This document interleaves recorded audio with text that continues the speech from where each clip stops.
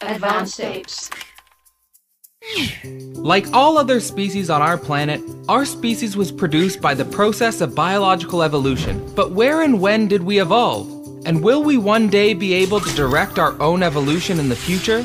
Scientists have contemplated these questions for centuries. Perhaps unsurprisingly, the co-discoverer of the theory of evolution, Charles Darwin, was first to formulate a testable hypothesis about where we evolved. All it took was a trip to the London Zoo. After spending some time observing chimpanzees and gorillas, he thought it likely that our species' common origin was African. Although this idea offended British royalty and proved academically controversial for well over a century, Darwin of course turned out to be right. You, me, and everyone else we know is technically African. Since Darwin's time, scientists have collected an overwhelming amount of evidence to support this claim.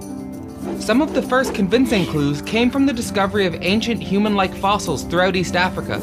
These fossils weren't quite African apes, and not quite what we would think of as modern human either. They were species with a mosaic of human and ape-like features. Who were they? Your great-great-great-great-great-grandparents. One of the most well-known of our ancestors is Australopithecus afarensis. We know so much about afarensis thanks to a well-preserved fossil of a partial skeleton named Lucy. They lived over 3 million years ago in what is today Ethiopia. And like all other hominids from this time period, their brain size was closer to that of modern-day chimpanzees than it is to humans. But interestingly, we know from Lucy's lower body that she was habitually bipedal, meaning she walked on 2 legs. This was an important find for scientists because it suggested that our ancestors started to walk upright before we started to evolve larger brain size. Of course, this was not a straightforward transition.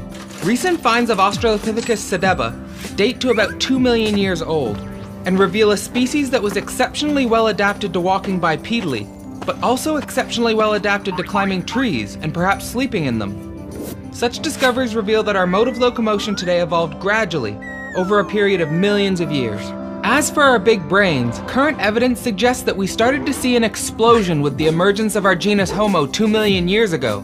Perhaps as a result of this relatively rapid brain growth, our ancestor Homo erectus started spreading throughout Eurasia. They may have been the first human species to leave Africa and adapt to alien environments, but we have more than just the fossil evidence. You have the evidence of your African ancestry in your genes as well. When geneticists started comparing human DNA with ape DNA, the startling similarity between our strands was undeniable. Studies on the amino acid sequence of our DNA proved Darwin's initial hypothesis. Chimpanzees were our closest living relatives, followed closely by gorillas and then orangutans. But when did we start to leave Africa? Today humans are truly a global species, permanently inhabiting every continent on the planet. Here the fossil and genetic evidence prove slightly contradictory.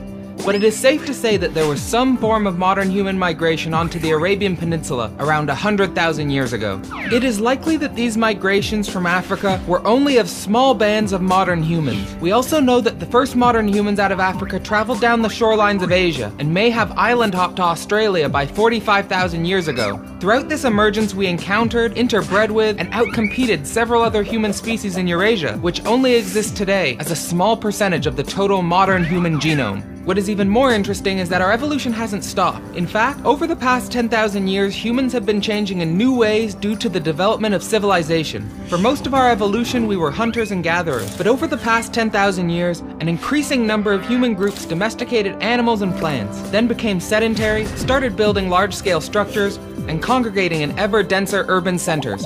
This led to certain biological changes like varying levels of adaptation to the consumption of lactose and resistance to communicable diseases.